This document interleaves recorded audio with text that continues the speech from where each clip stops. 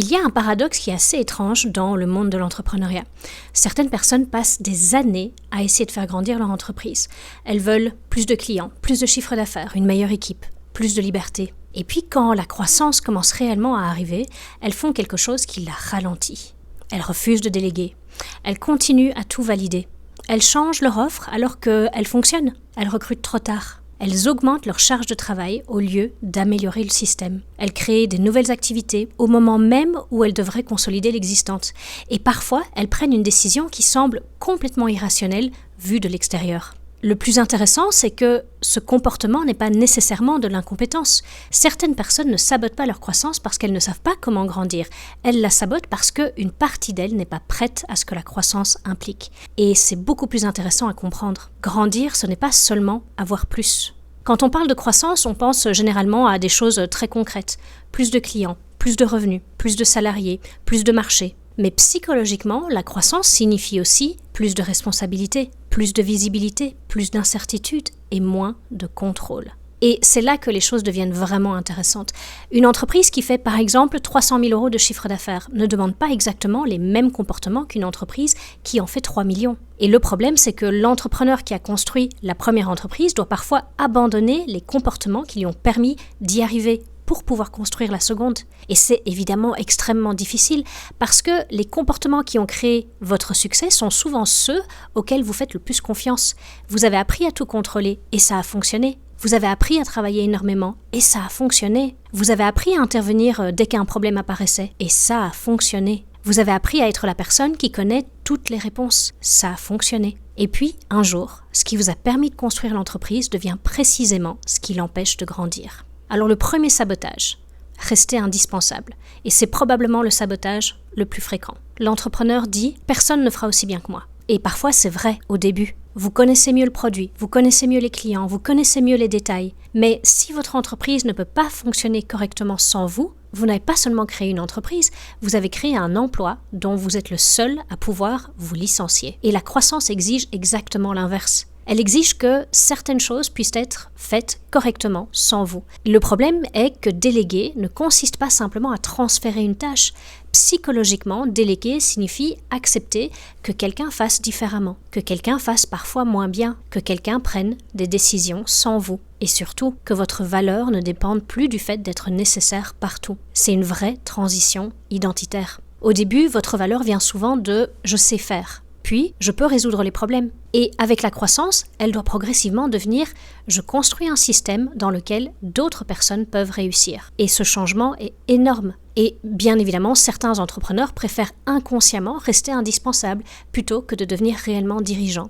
Le deuxième sabotage, c'est de confondre contrôle et sécurité. Et ce mécanisme-là, il est beaucoup plus subtil. Plus l'entreprise grandit, plus l'entrepreneur veut contrôler. Chaque décision doit passer par lui. Chaque recrutement, chaque dépense, chaque message important, chaque client stratégique, chaque détail. Et souvent, le discours est « je veux simplement m'assurer que la qualité reste élevée ». Mais parfois, derrière cette exigence de qualité se cache autre chose, le besoin de réduire son propre niveau d'incertitude. Parce que contrôler donne une sensation immédiate de sécurité. Si je vérifie, je sais. Si je valide, je maîtrise. Si je décide, je réduis l'incertitude. Le problème, une entreprise en croissance produit mécaniquement plus d'incertitude, plus de personnes, plus de décisions, plus de clients, plus de variables. Donc, si votre réponse psychologique à l'incertitude est de contrôler davantage, la croissance devient presque mécaniquement étouffante. Vous devenez le goulot d'étranglement de votre propre entreprise. Et plus elle grandit, plus le problème devient important.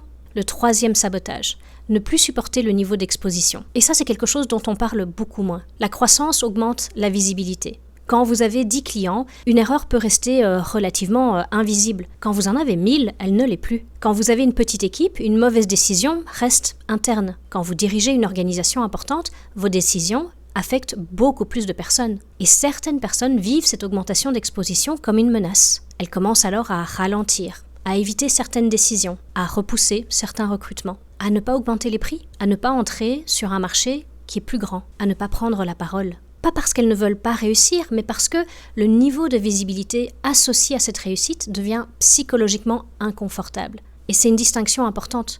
On peut vouloir quelque chose consciemment, et avoir des comportements qui vont dans la direction opposée. C'est ce qu'on appelle souvent une forme de conflit entre objectifs. Une partie de vous veut la croissance et une autre veut éviter ce que cette croissance pourrait vous faire vivre. Et c'est cette seconde partie qui peut gagner.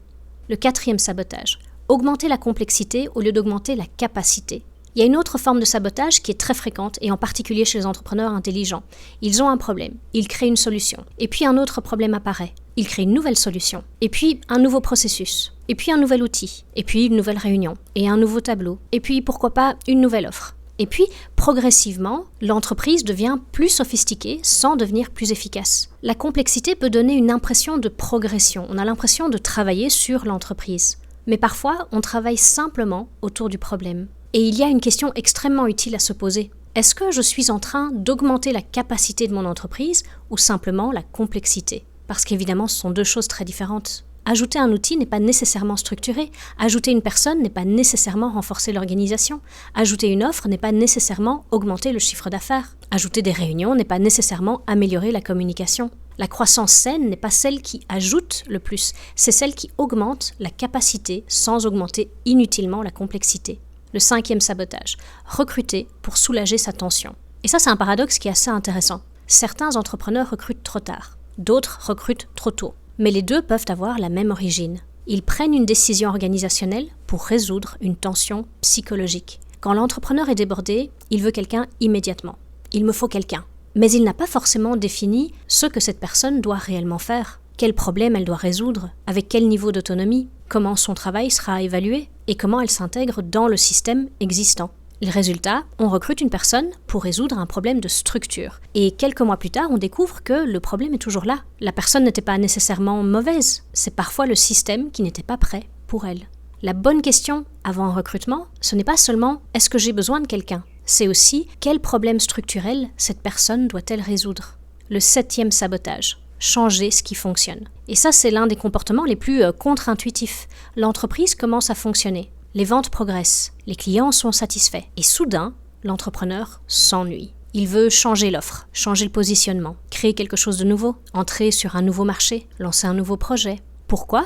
Parce que construire quelque chose de nouveau est souvent beaucoup plus stimulant psychologiquement que d'optimiser quelque chose qui fonctionne déjà. Le problème, c'est que la croissance demande énormément de répétition. Tester, mesurer, optimiser, répéter, standardiser, déléguer, améliorer et recommencer. La créativité construit souvent la croissance, mais la capacité à supporter la répétition permet de la conserver. Certains entrepreneurs ne sabotent donc pas leur croissance par manque d'idées, ils la sabotent par excès d'idées. Le 7e sabotage, ne pas augmenter ses prix. Et j'ai envie d'accorder une attention particulière à ce sabotage-ci, parce qu'il est parfois présenté comme une décision commerciale, mais il peut être profondément psychologique. L'entrepreneur sait que son offre vaut davantage, ses clients obtiennent des résultats, la demande existe, les coûts ont augmenté, l'entreprise doit évoluer, mais il n'augmente pas ses prix. Parce que augmenter le prix implique quelque chose de psychologiquement difficile, accepter que quelqu'un puisse dire non à votre valeur. Et ça peut toucher directement à l'estime de soi. Si quelqu'un refuse mon prix, est-ce qu'il refuse mon offre ? Ou est-ce qu'une partie de moi entend « je ne vaux pas ça ». Tant que cette distinction n'est pas claire, la tarification devient émotionnelle. Et une entreprise qui sous-facture peut parfois avoir beaucoup de clients tout en restant structurellement incapable de financer sa propre croissance. Le 9e sabotage, qui est le plus profond, c'est de rester la personne qui a créé l'entreprise. Derrière tous ces mécanismes, celui-ci c'est vraiment le plus profond. L'attachement à son ancienne identité. L'entrepreneur qui a construit son entreprise à partir de zéro est souvent le vendeur, le producteur, le stratège, le recruteur, le responsable marketing, le service client, le décideur. Et cette identité, elle est gratifiante, elle donne un sentiment de compétence, elle donne un sentiment de contrôle et surtout, elle donne du sens à tout ce qui a été accompli. Mais une entreprise qui grandit vous demande parfois de devenir quelqu'un de différent. Vous devez moins produire, plus décider, moins résoudre, plus construire, moins contrôler, plus faire confiance, moins être au centre, plus créer les conditions dans lesquelles les autres peuvent réussir. Et cette transition peut être vécue comme une perte. Pour grandir, il faut parfois accepter de ne plus être la personne qui a construit l'entreprise. Il faut devenir la personne capable de diriger celle qu'elle est devenue. Alors, comment savoir si vous sabotez votre croissance ? Dans cette vidéo, je vous propose 5 questions. Et ce n'est pas 5 questions sur votre stratégie, c'est vraiment 5 questions sur vous. La première question, qu'est-ce qui fonctionne actuellement dans votre entreprise que vous refusez de laisser quelqu'un d'autre gérer? Pourquoi? Est-ce que c'est vraiment nécessaire? Ou est-ce que vous avez besoin, vous, de rester indispensable? La deuxième question, quelle décision importante repoussez-vous depuis plusieurs mois? Et surtout, qu'est-ce que cette décision vous obligerait à accepter? Plus de responsabilité? Plus de visibilité? Plus de risques? Moins de contrôle? La troisième question, qu'est-ce que vous continuez à faire parce que vous le faites mieux que les autres? Et est-ce que c'est réellement une bonne raison pour continuer à le faire? Parce qu'il y a une différence entre personne ne sait encore le faire et personne ne le fera exactement comme moi. Et la seconde phrase est souvent un piège.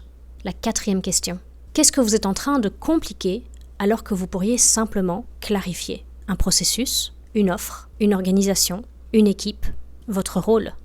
Et enfin, si votre entreprise doublait de taille dans les 12 prochains mois, qu'est-ce qui deviendrait immédiatement insupportable? Et cette question, elle est particulièrement intéressante parce que votre réponse révèle probablement ce que vous devez construire avant la croissance. Alors on parle beaucoup de stratégie de croissance. L'acquisition, le positionnement, le financement, le recrutement, les processus. Mais il existe une autre variable dont on parle beaucoup moins. La capacité psychologique du dirigeant à supporter ce qu'il demande à son entreprise de devenir. Parce que grandir signifie rarement simplement avoir plus. Ça signifie perdre certaines choses. Le contrôle, la simplicité, la certitude, l'omniprésence et parfois même une partie de son identité. Et c'est précisément pour ça que certains entrepreneurs se sabotent. Pas parce qu'ils ne veulent pas réussir, mais parce qu'une partie d'eux essaye de protéger quelque chose. Leur sécurité, leur identité, leur contrôle, leur estime d'eux-mêmes, ou simplement une manière de travailler qui leur a permis d'en arriver là. Le problème n'est donc pas toujours comment faire grandir mon entreprise. La question parfois plus importante est quelle version de moi-même cette croissance va-t-elle m'obliger à devenir? Et suis-je prêt à la devenir? Parce qu'une entreprise ne peut pas toujours dépasser durablement les limites psychologiques de la personne qui la dirige. Et parfois, le prochain niveau de croissance ne demande pas une meilleure stratégie, il demande un autre rapport à soi-même.